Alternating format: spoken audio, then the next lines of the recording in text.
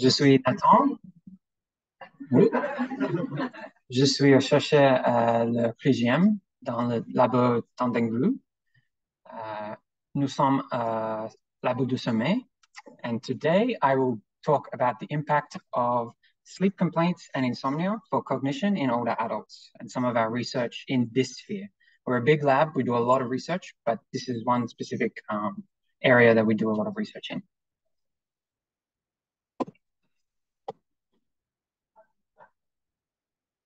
So sleep is a universal biological function and has a lot of impact on our daily functioning. And impairments in sleep can have negative consequences on a lot of our well-being and health, including daytime sleepiness, poor cognitive performance, and reduced mental health outcomes. So targeting sleep is a very impactful and important area of research. And in terms of daytime impairment, one of the major ones is cognitive impairment. But here is where I'd like to distinguish between different types of cognitive impairment. So people who have poor sleep, you can have impacted daytime functioning on a short-term scale. That's reduced concentration, reduced performance at work, motor vehicle accidents. But there's also another area of daytime cognitive impairment that can be impacted by sleep, and that's the impact of cognitive decline associated with aging. And both of these have a significant decreased quality of life and substantial costs on society. Today I'm going to talk about the one on the cognitive decline. And there's a growing body of literature detailing how phenotypic changes in sleep might not be not only associated with declining functions in cognition with age, but how these specific characteristic changes of sleep might be markers of further neurodegeneration. And when sleep changes in specific ways, in certain types, you can have, you can develop what are called sleep disorders. And these are basically when sleep is impacted in a specific function that causes negative impacts on patients' quality of life or daytime functioning. So most commonly people will be good sleepers. The most common sleep disorder you may have heard is called sleep apnea, and this is a sleep and breathing related disorder. That when you're sleeping, your airway is obstructed repetitively throughout the night, causing both disruptions in your sleep, but also disruptions in your body's ability to intake oxygen. The next most common sleep disorder is what's called insomnia. This is basically, as we'll get into later, a sleep disorder surrounding impairments in sleep quality and satisfaction that have a subjective impact on your daytime functioning. There are other sleep disorders that are less prevalent in the population, such as REM behavior disorder, and that is instead of being paralyzed when we are in REM sleep as per normal, people start to break out of that muscle atonia and act out their dreams. And this is indicative of other neurological conditions. And finally, we have hypersomnolence disorders, and narcolepsy. This is disorders of daytime sleepiness where patients are incredibly sleepy during the day. This is the general prevalence of these sleep disorders in the population. What's interesting is that you start to see some of these changes occur through aging and into neurodegeneration. So if I can get the pen. Okay. So we start with insomnia disorder. It's prevalent in around 10% of the population. And actually in older adults, older healthy adults, the general prevalence is relatively stable at around 9%. But when you start looking at it in terms of patients with dementia, this number significantly increases between 27 to 50% of the population with dementia. Sleep disordered breathing is the most common sleep disorder. It increases significantly with aging, but doesn't increase that much significantly with dementia. So it's a disorder that impacts, that aging impacts, but isn't so much correlated with dementia in terms of its prevalence. And you'll see that other sleep disorders like REM sleep behavior disorder significantly increase with neurodegeneration, even if they don't change with age. And a interesting fact about REM sleep behavior disorder is that it's considered a very, very strong marker for dementia with Lewy bodies, such that if someone is, the current thinking is that if someone is diagnosed with REM sleep behavior disorder, they will eventually develop dementia with Lewy bodies. It's just about the time of onset that changes across all people. So it's almost a 100% marker of dementia. In terms of aging, there's been a lot of research into sleep apnea, as because it is the most common sleep disorder. And there's a lot of research showing that sleep apnea is linked with these neurodegenerative changes, such that sleep apnea in older adults is linked with worse memory performance in healthy older adults. There is a longitudinal evidence of a link between sleep apnea and dementia onset in terms of the time of onset.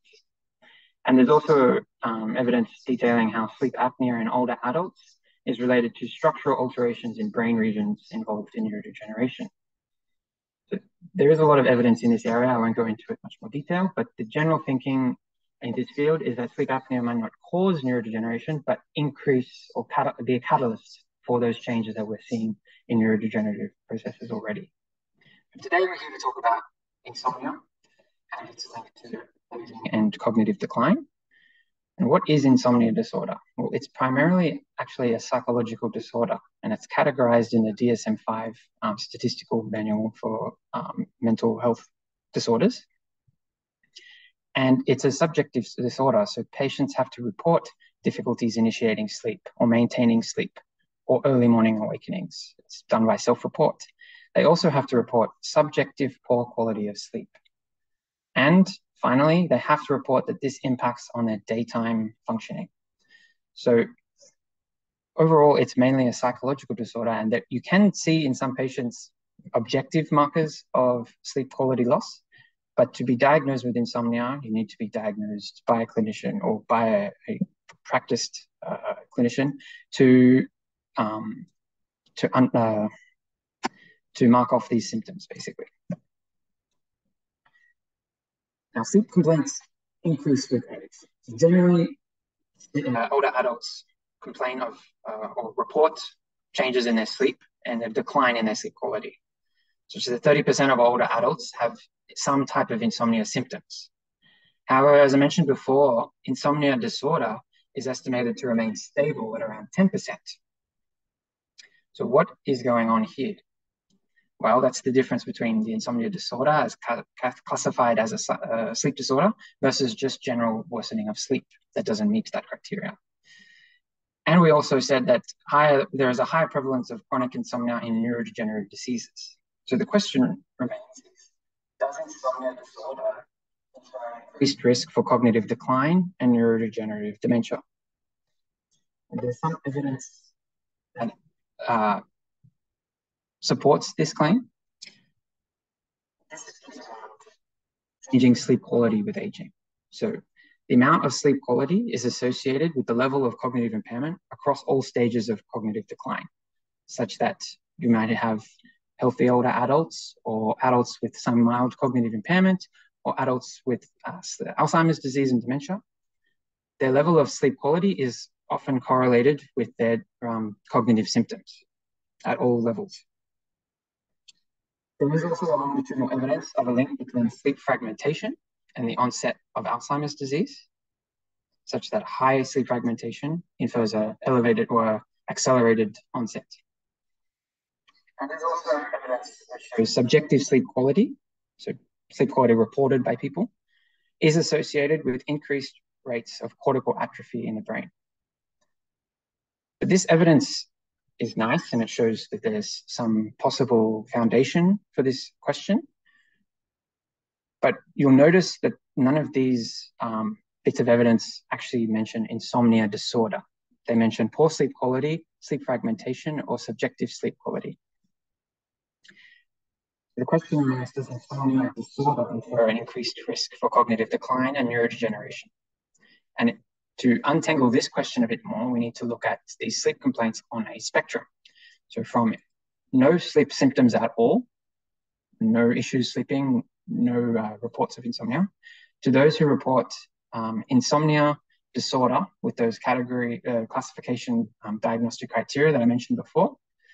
And you can also look at in the middle, in between. So those who don't report all the criteria or don't meet all the criteria for insomnia disorder, they might not have impaired daytime functioning, or they might not have problems sleeping long enough or as frequently enough, but they still report that their sleep is different or worse than the general population.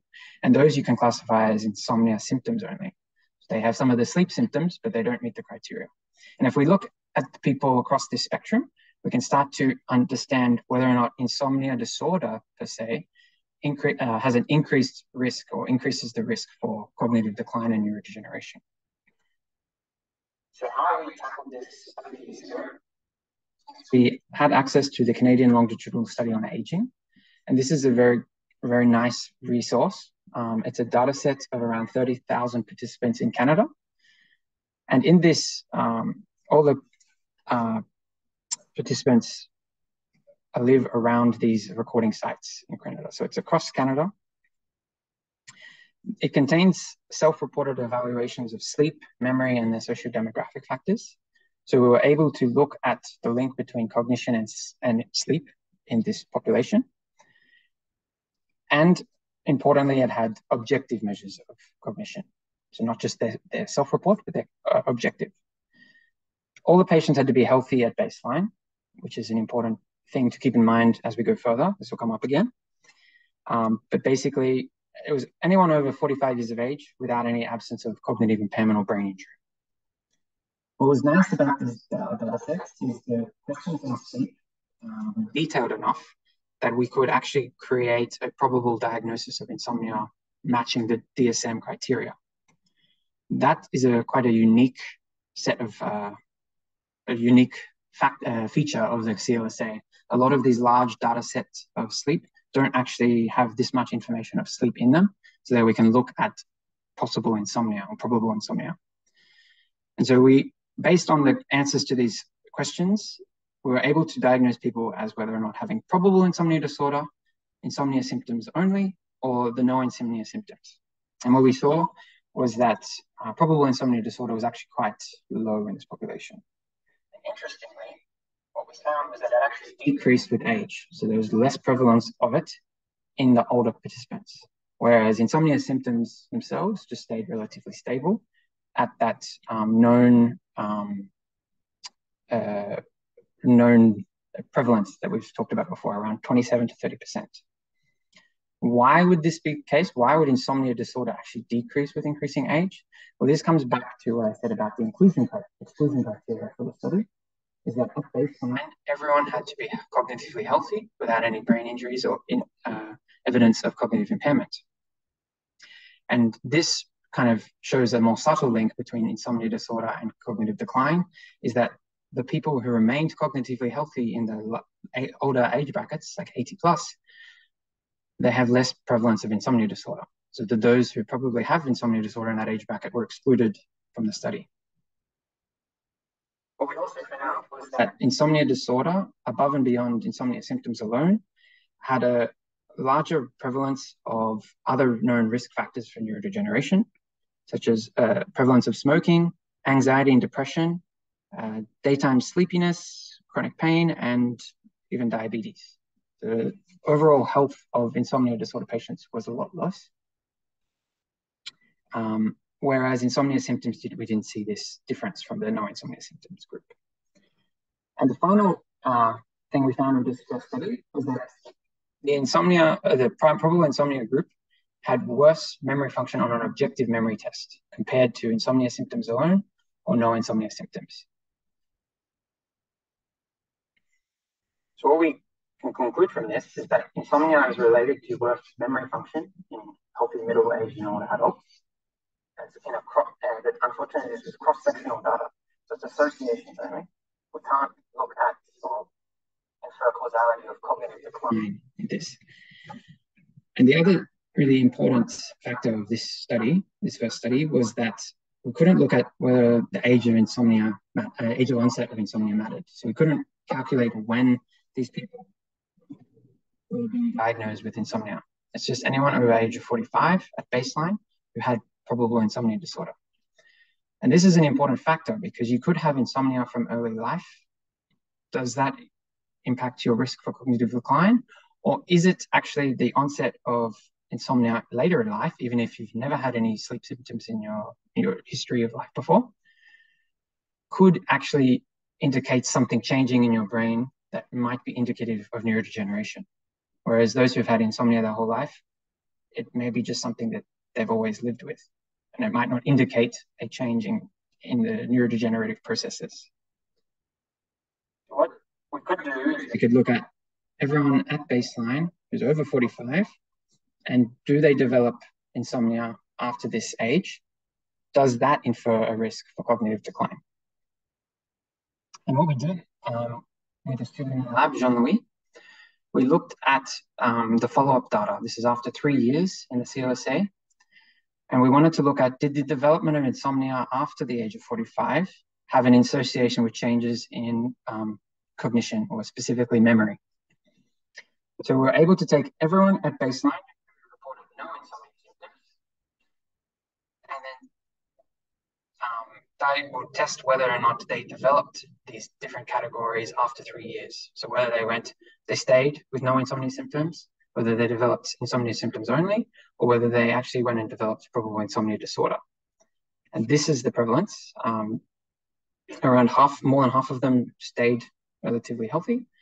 25% developed insomnia symptoms only, and around 2% developed insomnia disorder. So now we have this group that have developed insomnia after 45, and we can look at the change. What we found again was that those who changed, who developed insomnia after 45, had the similar range of poor health outcomes than we found in the original study. Unfortunately, there was no change or no effect of whether or not you developed insomnia at this age or not in their objective memory performance over time. So we didn't see any cognitive decline. But what was interesting is we looked at the sex difference effect, and we found that actually insomnia disorder in men alone did infer this risk for cognitive decline or change in cognition over time than women who didn't see this effect. So possibly there's a sex difference effect in how we report insomnia, which might indicate some changes in sleep, which might be indicative of cognitive processes. What's also interesting in this group is that we had measures of sort of subjective memory performance in this group. And these were assessed by 2 questions. Firstly, the patient reported have they ever discussed or been diagnosed by a memory problem with their physician, and whether or not they subjectively feel that their memory was getting worse. And on both questions, the insomnia disorder group was significantly different from the other group. So those who developed insomnia had discussed a memory problem or been diagnosed by a memory problem with their physician, and reported that their sleep was getting, their memory was getting worse. Interestingly, here you see that also insomnia symptoms only imported an elevated risk for subjective memory decline than the no insomnia symptoms, but the effect was not as great as the probable insomnia disorder. So we talk about subjective memory decline. What's the issue? Why do we care if someone reports that their memory is getting worse? Well, this is a nice diagram that shows the continuum from sort of healthy aging progression to neurodegeneration, like dementia. You see, it's not just a quick step off the cliff. You have a progression which starts at subjective cognitive decline, which then will develop over the years into mild cognitive impairment. And mild cognitive impairment is the assessment on tests of a decline in your cognitive performance. And then eventually someone will be diagnosed with dementia. So why is it important that insomnia increases or infers an elevated risk for subjective cognitive decline? Well, that if insomnia in this healthy middle-aged to older population is increasing the risk for subjective cognitive decline, we could interpret that as a push down this spectrum towards dementia. So remember that everyone in this cohort was healthy at baseline. So we're not going to expect much change over 3 years, but if we can see some subtle changes already, this infers that insomnia disorder might actually be an important risk factor for cognitive decline and neurodegeneration. And why is that important? Well, it allows us opportunities to implement sleep interventions for prevention and management of insomnia, which will treat insomnia disorder and therefore maybe slow down or stop this decline, this cognitive decline and neurodegenerative processes. Okay? So for the rest of my talk, I'm going to talk about some of these treatment options that you can provide for older adults with insomnia, and how our lab has been investigating these and how we will move forward to investigate these in the future.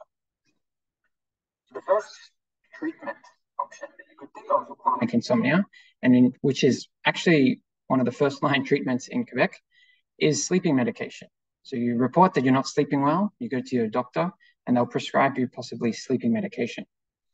And actually, you see that older adults are actually more frequently filling prescriptions for sleeping medication, like benzodiazepines and hypnogenics, than the rest of the population. So that kind of infers that older adults who are starting to have problems with their sleep, their first choice is sleep medication, or they have a higher rate of sleep medication. And sleeping pills are great. They help induce sleep and sleep for longer. They're universally available, and you don't really need any commitment. You just take it every night before you sleep. But actually, it's not a cure. When people stop taking medication, they often have this sleep quality return, and the insomnia is called insomnia rebound. Also, long-term use of sleeping medication has been linked with adverse effects on health and daytime functioning. There's a higher risk of long-term use with these consequences in health as well. So that's like increased risk of falls, daytime sleepiness, reduced productivity, but also potentially detrimental changes in the brain. So while sleeping pills might be effective in the short term for crisis, when you can't sleep, they're not recommended for use beyond like a month. And what we're actually just finished collecting in the lab is a pilot study looking at the effect of withdrawing long-term users of benzodiazepine and sleeping medications with the student Loic Barbeau. And we've just finished the data collection, and we're working on the analysis now to see how the effect of withdrawing people from these medications can impact their cognitive function, their sleep quality. And we're looking at the combination of this withdrawal program with another treatment for insomnia, which I'll talk about now, which is called cognitive behavioral therapy for insomnia. So this actually is the first line treatment option recommended by sleep experts for chronic insomnia. It's non-pharmacological, it's a psychological treatment, because remember, insomnia is primarily a psychological disorder. It usually consists of 6 to 10 weeks of psychological intervention, so cognitive reappraisal, psychoeducation about sleep, relaxation, stimulus control, all these little tips and things that we can do that can impact our sleeping behavior and hopefully improve our sleep and our perception of our sleep, because that's an important factor in insomnia as well. It is highly effective to reduce insomnia severity, both in the short term, within a few months, but also long term. There's a lot of people who have insomnia remission over a longer period of years. But how does this work for cognitive systems?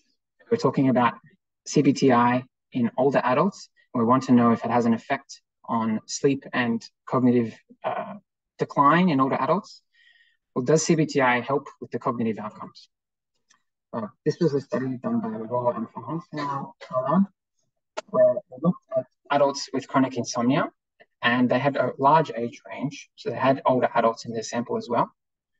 And they looked at whether a 3-month CBTI program impacted, firstly, sleep quality, but also cognitive function in these people.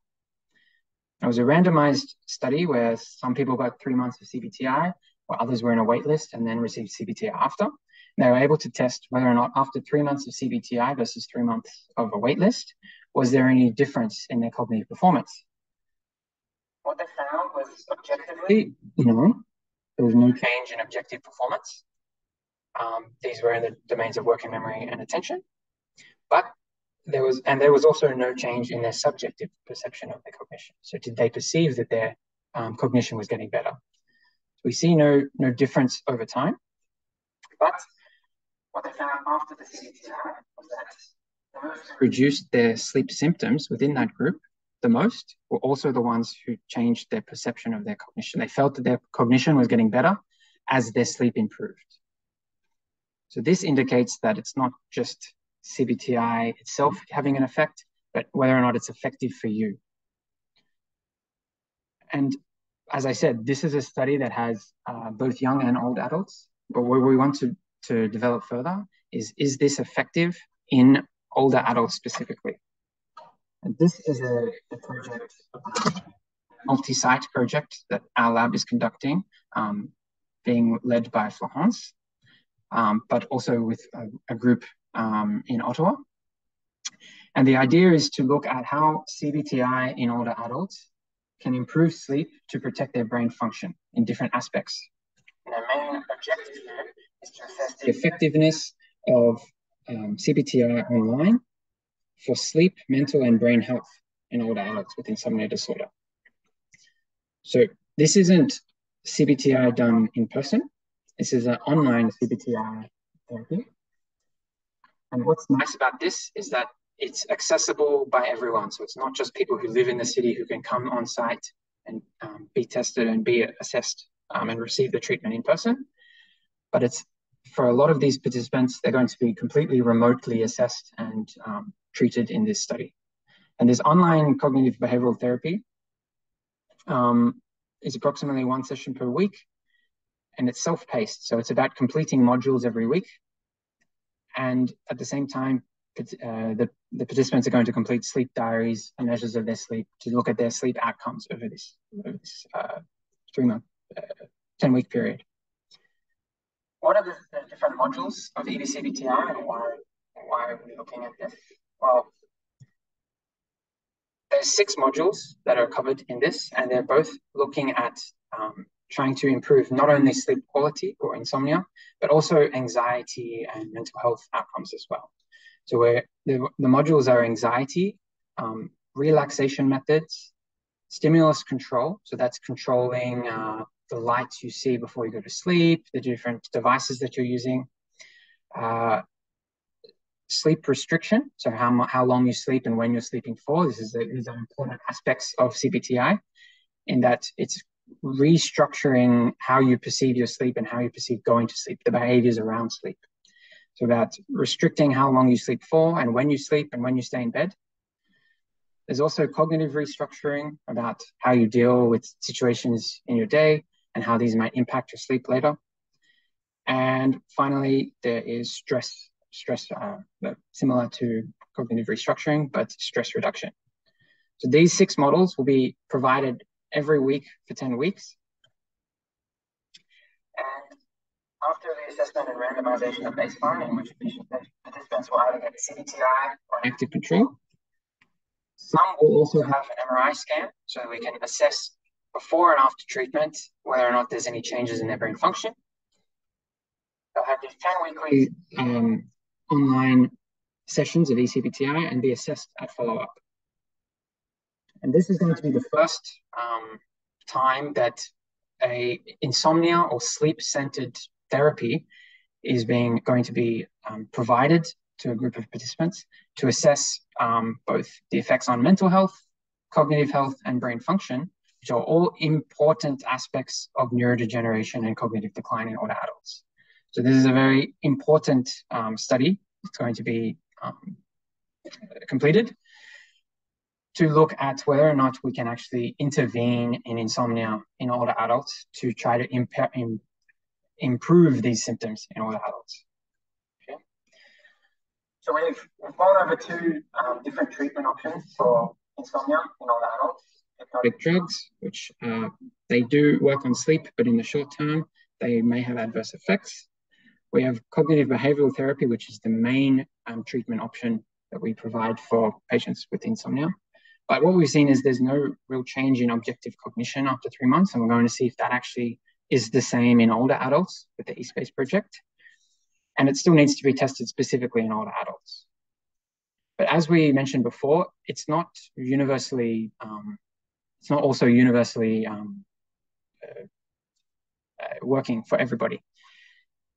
What I mean by that is that we saw that it's around 60% effective for people with insomnia. So there are still a fair chunk of people who don't respond to CBTI and don't actually have positive outcomes afterwards. So what could we offer for these people? Because it's not 100% effective. Well, this is where we have some novel stimulations or novel approaches that we could look at, including a very novel one that someone in the lab has was part of developing and what we've started implementing here. And that's called a gentle lateral rocking stimulation. You may have heard of this already. This was a study done in Geneva by Aurora. And both in a nap and an overnight sleep study, they were able to rock people in a bed, basically just gentle rocking while people are sleeping. And what they found was that in healthy people, it caused a faster entrance into sleep, so improved sleep onset, which is a very important feature of insomnia, remember? And it also boosts deeper sleep. And it worked by training the brain oscillations. So when we sleep, our brain is still active, and these brain oscillations are thought to help us keep maintaining our sleep and maintaining a deep sleep. And what this rocking motion does is it actually entrains this nice slow oscillation in our brain. And that's what they interpreted how this rocking bed is able to help us sleep deeply and more quickly. Importantly, this study also showed that rocking stimulation also improved overnight learning in a memory task, and that the increase of this specific brain oscillation or sigma activity during the rocking night was positively correlated with how much of an improvement in memory there was. So what's nice about this type of technique is that it can impact sleep quality, but it also has potential for improving memory and cognitive functions. Aurora did a follow-up study, finishing this off now, where they recruited patients with chronic insomnia and poor sleep quality to see if the rocking bed also works in people with insomnia.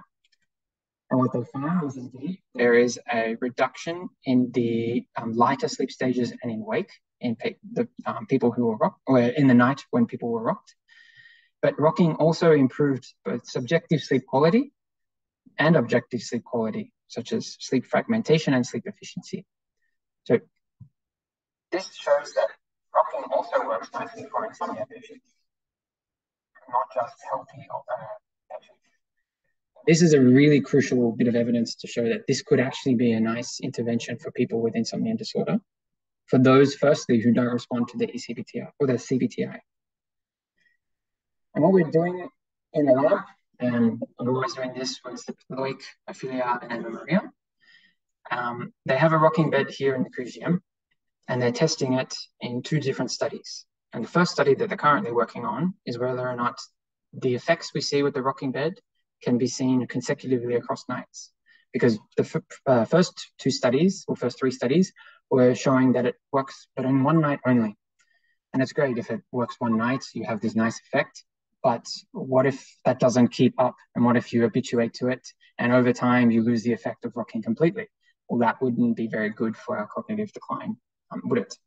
So what they're trying to look for is to see if there is an effect that can be sustained across multiple nights in healthy young adults. The next study, what we will work on, or that they will work on in our lab, is to apply this in older adults with and without insomnia. So we take this a step further and see if rocking can actually help not just people with insomnia, but older adults with insomnia, and how this might impact both their sleep quality, but their cognitive performance. So this, in general, is a nice little option that we're testing further for people who don't respond to CBTI. In conclusion, well, I hope I've shown you how the consequences of poor sleep can be related to both impaired daytime functioning, but also the risk, and importantly, the risk for cognitive decline in older adults. Insomnia as a disorder is less common than general sleep complaints in the elderly. However, importantly, it is related to worse outcomes for memory in these older adults. So it's an important disorder that we need to consider in treating and trying to improve in older adults for outcomes for cognitive decline and dementia if we want to help try to slow down or prevent this disease. And what I've given an overview hopefully is that CBTI is a good treatment option for insomnia, including in older adults. However, what we're doing now is we're trying to test whether it specifically for older adults can be help improve the cognitive decline through mental and brain health. So this multi-dimensional aspect of brain health. Can CBTI be effective in adults on that? And finally, I provided an overview of novel non-pharmacological treatments or non-pharmacological treatment, which is rocking stimulation for improving sleep quality in older adults. And hopefully we'll have some results in the coming years on that. So thank you all for your attention. And I'd like to thank everyone involved in all this research, everyone in the lab. As I said at the start, we're a very big lab, but we do a lot of work on a lot of different other topics. This was all the research we do in regards to insomnia and aging. So thank you.